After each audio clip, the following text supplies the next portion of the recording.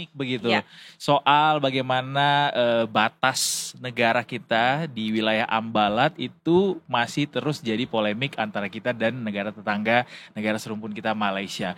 That's why hari ini kita menghadirkan perwakilan dari Malaysia. Oh bukan Pak, bukan ya. Bukan kita, Pak, salah. Jadinya perundingan diplomasi jadi negara perundingan jadinya di sini gitu, iya, jangan dong. Bukan. Kita akan ngobrol soal refleksi kemerdekaan Republik Indonesia dan menjaga kedaulatan NKRI di Ambalat. Bersama dengan Pak Marcelus Hakeng Jayawibawa, pengamat maritim ISC Lemhanas. Selamat sore Pak Marcel. Selamat sore. Selamat datang di Detik Sore. Selamat sore. Terima kasih sudah mau diganggu waktu liburnya di hari Minggu, betul. Pak Marcel. Kok mau di hari sih? Minggu loh. Enggak, kalau saya lebih melihatnya ini hari kemerdekaan kita, Oh, Mas Edo, Mbak Cut. iya. Justru memang ini adalah hari yang harus dirayakan dan juga kita harus berperan ya. Dan harus berperan. Ada yang upacara, di sini Benar. saya juga mengedukasi supaya kita semua aware terkait dengan Ambalat. Iya.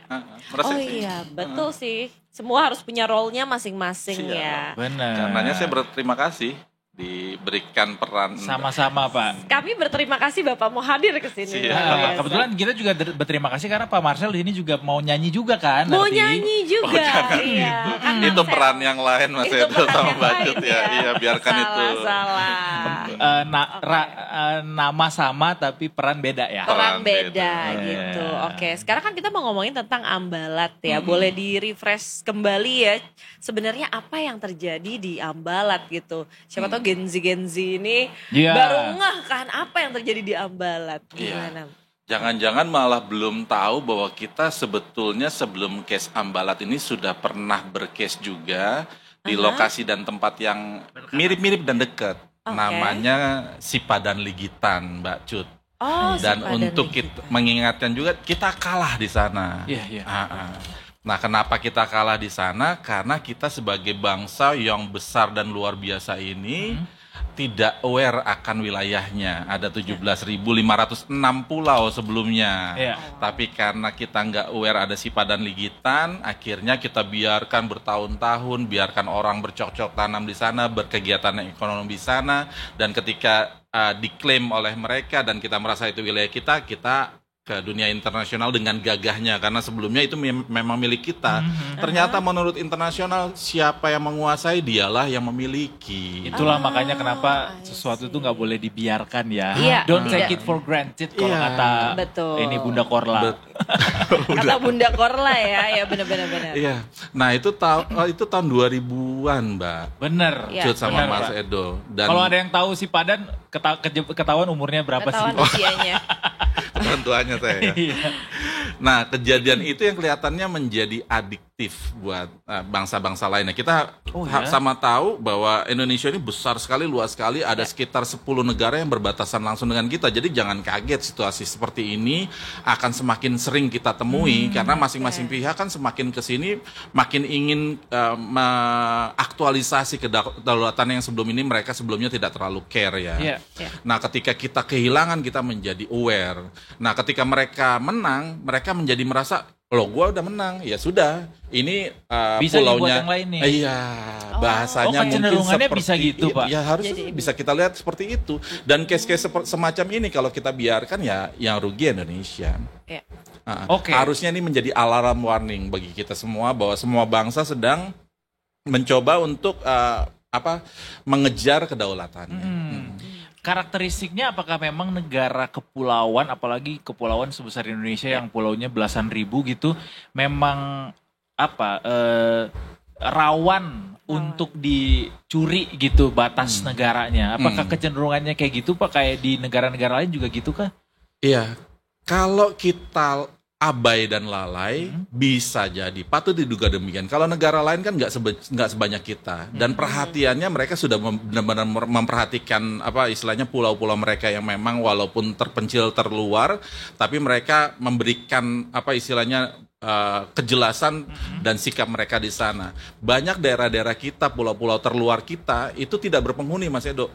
Betul. Kita ini memiliki 17.504 pulau, tapi 11.000-nya tidak berpenghuni. Nah, gimana caranya kita apa mau mengklaim atau memastikan bahwa itu wilayah kita kalau tiba-tiba tanpa kita sadari ternyata penghuninya misalnya warga negara dari negara lain dan akhirnya mereka mengklaim. Nah, itu menurut saya sih bentuk yang atau alarm yang bagus ya buat bangsa Indonesia, terutama dari sisi saya nih sebagai pengamat maritim yang hendak membangkitkan kesadaran kita tentang pentingnya Indonesia menyadari bahwa Indonesia bangsa maritim, sehingga kejadian-kejadian seperti Sipa dan Ligitan bisa kita minimalisir resikonya. Dan nggak bisa saya katakan ke depan nggak ada lagi kasus-kasus serupa seperti Sipa dan Ligitan dan juga terakhir Ambalat ini, kita masih bersengketa dengan 10 negara loh. Artinya sekecil apapun wilayahnya, sekecil apapun luasnya, itu matters gitu. Sangat matters karena pengalinya atau faktor pengalinya adalah selamanya, Mas. Bayangin kalau misalnya contoh kita katakan bahwa itu cuma 1 senti atau itu cuma setengah meter, tapi kalau dikalinya selamanya berapa juta ton ikan yang akan kita bisa kelola di sana selamanya, kan harusnya berarti faktor ini pengali dari kaitannya sana. dengan sumber daya alamnya. Jelas pasti dari situ, jelas dari sumber daya alam dan juga dari jelas misalnya kita katakan bahwa semakin besar jumlah penduduk kita punya butuh akses lebih banyak. Karena saya mikirnya analogi aja nih, kayak kita punya barang yang itu punya kita sendiri atau karya kita sendiri, punya kita sendiri, itu hak kita, tapi diambil sama orang, diklaim sama orang, marah banget dong kita sebagai seorang individu gitu, seorang insan. Nah, apalagi nih sebuah negara yang wilayahnya diklaim sama negara lain, itu kan pride-nya gila-gilaan tuh, gengsinya gila-gilaan. Apakah sebatas definisinya nih kita memperjuangkan ini sebatas, atau kayaknya kurang tepat ya kita pakai kata sebatas di situ. Kayak apakah yang dipertaruhkan di situ adalah gengsinya atau memang kita butuh itu untuk sebagai sumber daya alam kita gitu untuk warga kita. Saya tidak mau mengatakan gengsi ketika kita membicarakan berdaulat ya. Karena yang didapatkan dari situ adalah perjuangan yang dilakukan selama berpuluh-puluh tahun, ratusan tahun dari nenek moyang kita. Mereka bahkan sampai mengorbankan jiwa dan raganya. Kalau titiknya dari situ tentu kita mengatakan bahwa apa yang kita lakukan untuk menjaga kedaulatan kita adalah sesuatu yang normal. Itu titik itu dulu. Terkait dengan ekonominya tentu adalah aspek turunan dari situ, tapi tetap dasar berpikir kita adalah bahwa hak berdaulat harus kita jaga biarpun sejengkal, jangan sampai jatuh ke pihak lawan atau pihak lain ya, atau pihak asing. Nah, terkait dengan Ambalat ini sendiri, ini sebetulnya adalah turunan dari Sipadan dan Ligitan kalau menurut saya. Karena Malaysia sudah berhasil menang dalam arbitrasenya, dia memiliki keyakinan bahwa dia mendapatkan secara tidak langsung 250 nautical atau 200 nautical mile dari Sipadan dan Ligitan ini atau zona ekonomi eksklusifnya. Nah, inilah yang harus bisa kita tegaskan kembali dan luruskan kembali dalam posisi yang saling menghargai, saling menghormati sebagai bangsa serupun dengan Malaysia, sehingga tujuan utama kita bisa berdamai dengan siapapun bisa terlaksana. Kita harus tegaskan ke mereka bahwa case Sipadan dan Ligitan tidak serta-merta melegitimasi keinginan Malaysia untuk bisa mengklaim zona ekonomi eksklusif atau batas kontinennya terkait dengan Ambalat. Keinginan untuk bisa mengelola bersama, untuk bisa memaksimalkan nilai ekonominya, itulah yang sedang dicoba untuk dirundingkan oleh Presiden kita Prabowo Subianto. Dan menurut saya sih sesuatu yang dalam perspektif pengelolaan maritim ya sesuatu yang positif menurut saya. Ini positif berarti ada positif dong, Mas. Perundingan ini. Iya, apa yang dilakukan oleh Presiden Prabowo kan adalah upaya yang dilakukan. Ada ketegasan di situ, tapi ada upaya juga gimana caranya kalau misalnya Indonesia saat ini belum terlalu fokus di maritim, ada pihak yang memang bisa masuk, sama persis ketika kita membicarakan Indonesia dengan China di Laut Cina Selatan di Iya. Kepulauan Natuna itu kurang lebih sama kok. Oke. Oke. Nah, Pak, tapi kan belum lama tuh Malaysia itu menolak istilah ambalat, ya kan? Nah, apa dampak strategis dari penolakan Malaysia nih terhadap istilah laut ambalat terhadap posisi Indonesia dalam diplomasi maritim internasional? Maunya Laut Sulawesi ya. Maunya Laut Sulawesi. Apa yang dilakukan Malaysia itu normatif juga, Mbak Cut dan Mas Edo. Sama seperti yang kita lakukan terkait waktu itu klaim 9 dash line-nya China. Kita dengan tegas mengatakan bahwa ini adalah Laut Natuna Utara.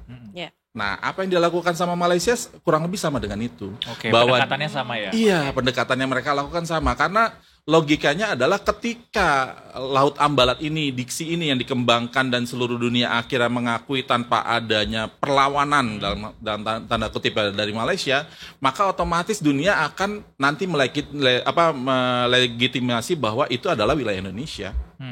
Malaysia akan kehilangan haknya karena tidak memperhatikan itulah di mata dunia. Makanya Malaysia seolah bikin brandingan baru. Betul sekali. Laut Natuna Utara brandingnya kita terkait dengan wilayah tersebut dan itu semua kelihatannya sudah makin bisa diterima oleh internasional ya. Terbukti bahwa sekarang China lebih ke arah Filipina nih ngejernya nih, nggak kayak kita lagi dan kita juga udah berhasil ngajak mereka untuk kerjasama sih di situ, Mbak Cut. Tapi si perundingan ini yang baru-baru ini dilakukan sama Pak Prabowo dan juga PM Malaysia Pak Anwar Ibrahim pada akhirnya justru ngasih sentimen negatif dari warga Malaysia gitu. Responsnya justru nggak, kenapa jadi berunding nih? Bukannya kita harusnya telak, harus buat kita gitu. Tapi ini sekarang ada kecenderungan kayaknya dari Anwar Ibrahim, kita bisa bicarakan ini gitu. Apakah pada akhirnya nanti akan dikelola bersama kah atau apa? Gimana tuh, Pak? Iya, dalam sebuah keputusan, dalam setiap keputusan yang dibuat oleh pemimpin pasti ada positif dan negatif. Dan ketika hubungannya dengan negatif, kemungkinan besar memang akan muncul dari lawan politik pastinya ketika keputusan itu diambil ya.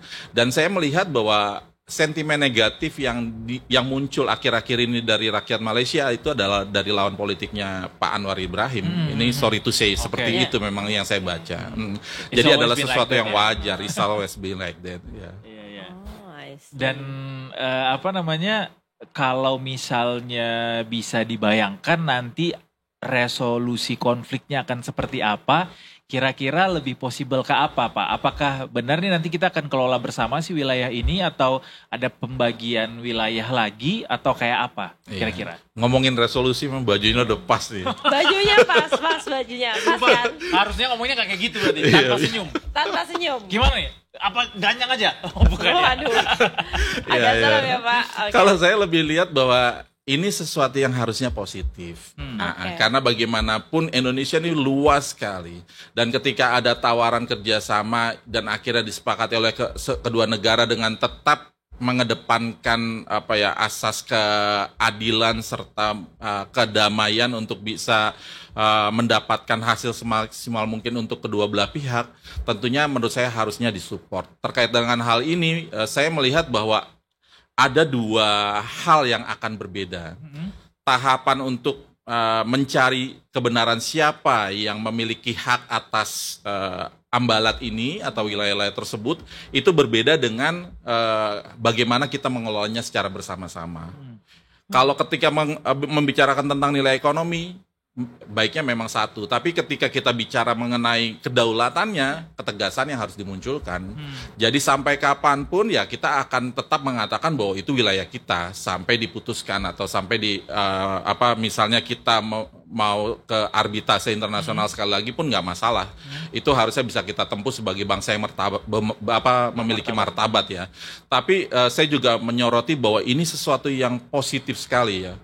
Di tengah kita melihat bahwa banyak sekali bangsa-bangsa di dunia, bahkan di ASEAN sekalipun, regional, internasional, memutuskan menyelesaikan masalah secara konflik, lalu menyisakan kerusakan efek destruktif yang begitu besar bagi masyarakatnya, langkah yang dilakukan oleh dua negara serumpun ini patutnya menjadi contoh dunia menurut saya, di mana Indonesia, Malaysia memutuskan menyelesaikan permasalahan yang sebetulnya sudah bertahun-tahun secara damai seperti ini. Tanpa harus ada pertumpahan darah. Harusnya ya. demikian. Kita nggak pernah tapi kan ya Pak, pertumpahan darah gitu rebutan wilayah sama Malaysia. Pernah, Mas. Oh pernah ya? Pernah. Iya. Oh yang mana satu Pak? Mungkin boleh di-remind ke boleh. kita. Saya lupa. Aduh, nanti ketahuan tuanya saya. Tahun-tahun 60-70 lah. Oh tahun. Iya, oke. tahun-tahun Masih soal Sipadan itu juga. Enggak, oh beda wilayah lagi sekali. ya. Ketika waktu itu memutuskan apakah masuk ke Malaysia atau tidak untuk Malaysia sebelah timur ini setelah merdeka dari Inggris. Saat itu Indonesia memutuskan bahwa baiknya mereka tidak bergabung. Tapi keputusan kita itu dilanjutkan dengan langkah-langkah apa istilahnya gelar senjata ya. Oke. Saya ingatnya yang satu lagi doang tuh Pak. Yang Sipadan Ligitan. Yang leste, yang ada Oh, leste-lestenya. iya. Banyak banget kan tumpah darahnya. Siap. Tapi ya soal bagaimana akhirnya nanti ini ditemukan jalan keluarnya gitu, apakah bisa dibilang kalau misalnya sampai kita berbagi wilayah nantinya ada kalahnya tuh kita di situ? Ya, kalau saya katakan kita nggak sedang mencoba untuk diskusi mengenai apakah kita hendak berbagi wilayah dengan Malaysia di sini. Oke. Ya, kita Jadi sedang firm bahwa kita kalau mempertahankan mempertahankan hak kedaulatan berdaulat kita di sana. Oke. Jadi jangan lagi kita memutuskan di dalam diskusi yang sepihak ataupun apapun bahwa ini udah dibagi dua aja, nggak seperti itu ceritanya. Pasti saya yakin pemerintah punya tools untuk bisa mengatakan bahwa itu hak berdaulat bagi Indonesia. Hak berdaulat ya Mbak ya. Tapi bukannya lagi ada arah untuk dikelola bersama nih untuk sejumlah wilayah, termasuk tadi ada wilayah blok di Ambalat ini yang bisa dikelola sumber daya alamnya dari sisi migas misalnya. Itu bukannya ada arah ke situ Pak? Iya, kita harus sama tahu bahwa kita saat ini berbatasan dengan 10 negara, Mas. Dan seperti yang tadi saya katakan, 17.504 pulau kita, lalu belum juga ada pulau-pulau besar yang berbatasan dengan langsung. Semua itu memiliki konflik-konfliknya tersendiri dan pastinya akan banyak ke depannya karena dunia semakin berkembang dan semakin terkoneksi dengan baik sehingga masyarakat bisa mengakses informasi dengan lebih baik. Apalagi Detik selalu mengangkat hal-hal ini ya. Dan saya lihat memang ini efek dari hal tersebut sehingga masyarakat bisa langsung mendapatkan informasi di saat kesempatan pertama. Bukan artinya zaman dulu hal ini tidak terjadi. Zaman dulu juga mungkin terjadi, hanya saja informasi kepada masyarakat mungkin lebih terbatas. Kalau ke depan saya yakin bahwa informasinya akan semakin bebas. Dan terkait dengan ekses-ekses perbatasan kita, pasti masyarakat akan mendengarnya langsung. Dan memang peran serta masyarakat untuk memberikan pressure sehingga pemerintah yakin langkah-langkahnya itu benar sangat penting. Ya, masyarakat harus mengingatkan bahwa apa yang kita dapatkan itu hasil perjuangan dari para pejuang kita dahulu. Oh iya, jadi penting untuk kayak generasi muda juga paham mengenai hal ini ya Iya, sebenarnya Mbak Cut. ya. I see, ya, oke. Jadi nggak cuma war tiket Jadi konser nggak doang cuman kita betul. warnya. War tiket Kita baru pencet war sekali tiket. tuh udah hilang habis. Ini harus bisa terus. Maksudnya kita bersuara tentang ini, kita juga harus mengerti gitu kenapa sih kita harus bersuara tentang ini gitu. That's why ini terus diperdengarkan gitu ya. Ya, dan batas wilayah Indonesia yang berbatasan langsung dengan negara lain itu sangat-sangat luas, Mas. Sehingga memang perlu konsentrasi tersendiri dari pemerintah saat ini. Karenanya memang sebagai pengamat maritim saya selalu mengingatkan, kalau kita mau melakukan itu, kita melakukannya sambil. Sambilnya apa? Sambilnya seperti yang dilakukan pemerintah saat ini nih. Sambil mengelolanya secara ekonomi sehingga ya balance-nya dapat. Bayangkan kalau misalnya batas kita yang begitu luas, bahkan lebih luas dari Eropa sendiri, harus kita jaga dengan biaya yang kita selalu keluarkan dan kita sediakan tanpa adanya pemasukan. Wah, luar biasa bleedingnya nanti kita ekonomi. Saya ingat banget ketika awal-awal Pak Jokowi menjabat sebagai presiden tuh masyarakat mulai aware sama yang namanya wilayah-wilayah perbatasan. Bagaimana PLBN tuh dipugar, kemudian biar orang tuh aware gitu bahwa kita punya perbatasan dan ini adalah wilayah kita nih gitu. Dan beberapa pembangunan lainnya di wilayah 3T itu membuktikan bahwa kita harus bisa menunjukkan bahwa kita punya negara hadir di situ gitu loh.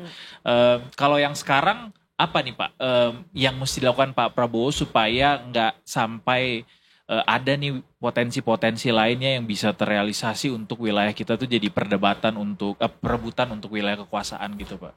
Iya, tentunya support kepada kelompok nelayan. Nelayan jangan hanya dipandang sebagai sekelompok masyarakat yang hanya mencari ikan. Yang hidup di wilayah pesisir. Mbak Cut sama Mas Edo bisa bayangkan nggak? Kita sudah ada sekolah nelayan belum? Sekolah rakyat ada. Sekolah rakyat ada. Padahal negara maritim. Nelayan-nelayan kita nih, nanti begitu mereka istilahnya sudah semakin menua, penggantinya siapa kalau nggak ada yang mau menjadi nelayan? Biasanya kan tuh mereka regeneratif tuh ininya. Harusnya. Sekarang pilihannya mereka nggak ada opsi untuk itu. Karena kenapa? Menjadi nelayan bagi mereka ya hampir sama kayak ketika banyak penduduk yang memilih untuk tidak menjadi petani. Iya. Nah, ketika kita sama tahu bahwa yang akan menjaga nanti adalah nelayan dalam hal ini ya untuk mengurangi biaya negara, bahwa garda terdepan kita untuk menjaga wilayah 3T kita adalah nelayan, harusnya kita fokus ke sana. Saya ngasih salah satu solutif lah ya, yang mungkin bisa dipikirkan oleh pemerintah yang selalu saya coba untuk berikan. MBG misalnya gitu kan. MBG kita saat ini fokus ke apa sih? Oh ya ternyata ke ayam, ke daging sebagai makanan pokoknya. Kenapa enggak kita gantikan menjadi ikan gitu loh Mas? Sepakat. Iya, benar-benar. Kalau kita gantikan sebagai menjadi ikan, otomatis kebutuhan ikan meningkat. Keinginan orang untuk menjadi nelayan meningkat juga Mbak Cut. Dan ketika mereka para nelayan ini ada di daerah-daerah 3T, mereka yang akan melaporkan, oh ya ada nelayan asing, ada kapal asing, ada kapal-kapal yang nggak terdaftar dalam kelompok mereka. Mereka ini yang akan menjadi penjaga wilayah tersebut tanpa kita sadari. Nah kalau misalnya hal tersebut yang kita kembangkan, hankam rata yang kita ketahui dalam pasal 30 ayat 2 Undang-Undang 45 itu, tanpa kita sadar sudah kita bisa maksimalkan dari situ. Berarti membangun masyarakat nelayannya, itu pendekatannya. Masyarakat nelayan, masyarakat pesisir itu harus bisa kita maksimalkan. Ketika kita bicara ekonomi biru yang mana? Ekonomi biru yang harusnya bersifat kerakyatan sebagaimana yang selalu kita cita-citakan ketika kita bicara berbangsa dan bernegara. Bapak ngerasa itu nggak cukup diperdengarkan saat ini? Harusnya ditingkatkan dan masih memiliki potensi yang sangat luas untuk bisa dikembangkan. Contoh misalnya sesimpel di depan mata kita ada pembangunan banjir kanal timur ya kan di DKI. Ketika dibangun sebelumnya ada nelayan di sana, dikemanakan nelayan itu? Contoh lagi misalnya kita kesulitan untuk mengisi apartemen-apartemen yang ada di daerah sebelah utara. Kenapa nggak kita pikirkan apartemen itu karena memang di sebelah utara dan tadi sebelumnya ada kampung nelayan yang kita hilangkan, kita taruh di apartemen tersebut dan pasti nelayan-nelayan itu kan merasa bersyukur. Nah konsep-konsep berpikir seperti ini yang saya yakin belum terlalu dimiliki oleh para pemimpin negara ini yang harusnya dikembangkan Mas Edo. Dan kembali lagi kenapa saya katakan saat ini belum terlalu dimiliki atau dikembangkan, karena memang Indonesia baru menjadi negara maritim itu kurang lebih 30 tahun yang lalu. Wow, padahal nenek moyang kita seorang pelaut ya. Bilangnya. Betul. 30 tahun yang lalu semenjak para pejuang kita itu memperjuangkan yang namanya UNCLOS. UNCLOS itu produk Indonesia loh. Kita harus berbangga. United Nations Convention on the Law at the Sea itu produknya Indonesia. Produk pemikiran dari anak-anak bangsa Indonesia yang akhirnya digunakan secara internasional. Oke. Benar, kita harus bangga. Kita harus bangga sama UNCLOS yang kita revolusi perjuangkan itu. Revolusi nih. Nggak mau memperpanjang. Terus ini Pak, boleh nggak kita balik lebih jauh lagi supaya tahu gitu bagaimana sih awalnya kita tuh dapetin wilayah ini tuh sudah ditentukan sebagai batas negara gitu. Sampai akhirnya kok bisa ada multitafsir untuk wilayah kedaulatan negara itu gitu. Iya. Disinilah mungkin letak benang merahnya. Waktu zaman saya masih sekolah, SD, SMP, SMA sampai dengan kuliah, itu yang diajarkan adalah Indonesia negara agraris. masih Sama lagi. nyimak nggak ya? Iya, Masih iya, nyimak iya. nggak ya? Betul. Lalu tiba-tiba Kapten Hakeng klaim bahwa Indonesia negara maritim. Benang merahnya di mana kan Mbak Jod ya? Nggak ada yang salah dengan ajaran zaman dulu itu. Zaman dulu memang kita negara agraris. Para pejuang kita termasuk Mas Edo yang revolusioner ini. Saya datang dari masa depan nih. Itu memerdekakan 17.500-an lebih pulau-pulau Indonesia. Itu yang kita dapatkan secara berdarah-darah itu. Ditambah laut teritorial kita sejauh kurang lebih 24 km dari garis pantainya Indonesia. Tiap-tiap pulau itu ada laut teritorialnya. Tapi saat itu Indonesia belum memiliki lautannya. Lautan Indonesia itu masih laut internasional. Begitu juga Malaysia, begitu juga negara-negara lain yang sedang bertetangga dengan kita. Lautannya saat itu lautan internasional. Nah, oleh para pejuang kita, Profesor Mukhtar Kusuma Atmaja dan lain sebagainya, karena melihat bahwa Indonesia ini masih dipecah belah oleh 17.504 pulau, laut ini masih menjadi batasan bukan pemersatu, diusulkan kepada PBB melalui deklarasi Juanda dan lain sebagainya. Gimana kalau misalnya bagi negara-negara nih, semacam Indonesia diberikan tambahan bukan cuma 24 km dari garis pantainya, ditambahkan 50 km gitu kan, sehingga makin menyatu nih. Tapi dilalanya oleh PBB usulan kita ini dipandang bagus. Nah, dipandang bagusnya artinya bahwa usulan ini bukan hanya disepakati oleh semua oleh banyak negara untuk bisa disepakati 50 km, tapi disepakatinya adalah zona ekonomi eksklusif itu yang muncul, atau kurang lebih 400-an lebih kilometer dari garis pantai. Nah, semenjak itulah Indonesia menjadi satu kesatuan, Mbak. Semenjak itulah Indonesia menjadi negara maritim. Semenjak itulah 2/3 wilayah Indonesia itu muncul di peta dunia. Karena kita jadinya lebih banyak wilayah lautnya dari yang sebelumnya negara agraris. Jadi sangat wajar apabila di awal dulu sebelum kita meratifikasi UNCLOS kita masih negara agraris karena memang kita negara agraris saat itu. Tapi kalau sekarang sudah de facto kita negara maritim. Jadi sangat wajar apabila pola berpikir dari para pemimpin bangsa Indonesia, Mas Edo seperti juga tadi Mbak Cud, Mas Edo masih berpikir Indonesia negara agraris karena memang dulunya seperti itu. Tapi ke depan saya melihat hal-hal yang positif lah. Seperti contoh ketika kita bicara Ambalat, rakyat Indonesia bersatu, kita harus menjaga, itu kan menyatakan bahwa kita memang sudah mulai berpikir ke arah sana, harus disupport. Siap. Iya. So it's a long way to go untuk bisa memastikan bahwa kita berdaulat atas Ambalat. Menurut Pak Marcel gimana? Diplomasi, kehati-hatian, lalu juga kajian yang perlu dikaji secara akademis itu harus dikedepankan untuk bisa memutuskan batas-batas kita. Tentunya para diplomat ini akan berjuang sampai dengan arbitrase tentunya. Itu sesuatu yang harus kita pisahkan. Sesuatu yang harus kita support bahwa itu adalah wilayah berdaulatnya Indonesia dan harus dipisahkan lagi dengan hak dan keinginan kita untuk bisa memaksimalkan potensi yang kita miliki. Ketika ternyata memang ada yang tertarik, ya sudah kita kelola secara ekonomi, nggak ada masalah. Tapi jangan sampai kita lalai, kita abai sehingga hak berdaulat ini tidak dijaga dengan baik. Menurut saya langkah-langkah hukum harus diambil oleh pemerintah Pak Prabowo Subianto dalam hal ini untuk bisa memastikan memang kedaulatan itu tetap ada di Indonesia. Dan itu sudah dilakukan ya? Sudah dilakukan. Betul, selalu Mas Edo. Ada wilayah-wilayah lain nggak Pak yang potensial diambil juga punya kita? Saya nggak melihat diambil. Saya melihat kalau kita lalai, kita abai, potensi untuk menjadi milik negara lain besar. Contoh, misal perbatasan kita dengan Singapura, perbatasan kita dengan Timor Leste, perbatasan kita dengan Australia, dengan Thailand, dan bahkan dengan India sekalipun kita harus bisa aware di situ. Karena wilayah laut kita memang berbatasan dengan 10 negara.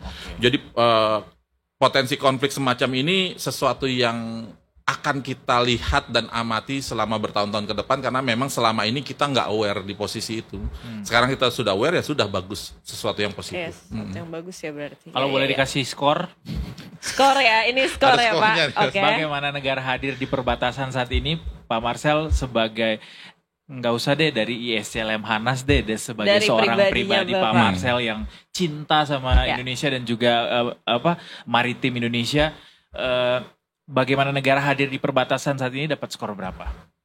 Secara jujur saya masih bisa katakan masih di bawah 5 dari 1 sampai 10. Di bawah Di KKM bawah berarti. 5. Mm-mm. Oh, So, perlu remedial. Banyak hal yang harus ditingkatkan. Sangat banyak. Sangat banyak. Sangat banyak. Kompetensi, kualitas. Saat ini Indonesia katanya negara maritim, tapi kampus maritimnya masih di bawah 10%. Dari 5 ribuan kampus masih di bawah 500. Berarti kan kita awareness kita masih sangat-sangat minim. Oke. Insya Allah teman-teman kita di perbatasan tapi sudah merasakan kemerdekaan ya. Sudah. Iya, iya. Perhatian kepada mereka sudah ada peningkatan, Mas. Sudah meningkat. Cuma masih butuh lebih masih banyak butuh lebih. ditingkatkan. Mm-mm. Iya. Mari kita kawal bersama dan suarakan Iya, terus begitu betul. ya. Siap. Karena kalau nggak disuarakan, kayak kata Pak Marcel tadi, jadinya nanti dicaplok sama orang karena Oh iya, ngeliat, benar. emang kalian di sini mainnya gitu ya Pak ya. Ini Iya, harus iya. di titik kasih garis besar loh Mbak Aha. Cut sama Mas Edo. Itu hak berdaulat Iya. diberikan oleh internasional kepada Indonesia. Jadi Iya. adalah wajar kalau misalnya internasional merasa karena lu nggak perhatikan ya gue kasih ke orang lain aja. Benar. Sesimpel itu. Iya. Bukan hak, bukan kedaulatan kita tapi hak berdaulat. Tapi kalau untuk kasus Ambalat, sorry terakhir, ini kita selama itu dibandingkan sama Malaysia, siapa yang lebih banyak bersinggungan di sana? Iya. Dari namanya saja Ambalat, tentunya Indonesia perhatian. Indonesia perhatian terhadap posisi itu terutama ketika kita belajar dari Sipadan dan Ligitan. Perhatian Oke. kita lebih di sana. Oke. Jadi mestinya ini bisa lebih mudah daripada Sipadan. Saya sih kita melihatnya demikian, Mas. mengambilnya ya. Saya sangat-sangat positif lah berpikir. Baik, siap. Yes. Begitu nih. Menjaga daulat di Ambalat semoga bisa kita pastikan di dalam waktu yang sesingkat-singkatnya Pak ya. Amin. Amin. Indonesia merdeka 80 Indonesia tahun. merdeka. Indonesia merdeka 80 tahun, 80 tahun. Selamat Yes. Hari Kemerdekaan Pak Marcel. Selamat Hari Kemerdekaan Mas Edo, Mbak Cut ya. Dan Selamat boleh nggak kita tutup dengan Pak Marcel nyanyi lagu Firasat? Tetap jadi Marcel yang penyanyi ya. Atau Aduh. mau acting? Ada juga nih Marcel yang jago acting. Oh, gitu. Marcel siapa yang? Marcel Chandrawinata. Saya mikirnya Marcel yang satunya Pak, yang keriting. Yang mana? Oh itu bisa juga. Atau mau stand up komedi, Marcel juga tuh. Oh gitu. Banyak banget Marcel Jadi tinggal bertalenta pilih ya. mau Marcel yang mana ya. Oh iya, Iya. oke. Mulai berpikir untuk ganti nama nih habis ini. Tetap jadi Marcelus, Iya, hak iya, yang iya, jauh iya. bawa aja Pak ya. Siap sebagai Terima kasih pengalaman banyak ya, maritim. Pak, ya. Thank you so Sama-sama much, Mbak Pak Jun, Marcel. Mas Edo. Untuk Terima datang kasih ke banyak. Detik Sore jangan kapok ditanyain Iya, pertanyaan-pertanyaan jangan aja dari kapok kita ya, Pak Pak. ya. Pertanyaan ajaib tapi keren sih, bagus. Saya positif lah. Anak-anak muda saat ini semakin perhatian kepada dunia. Harus, Iya, harus. benar. Dan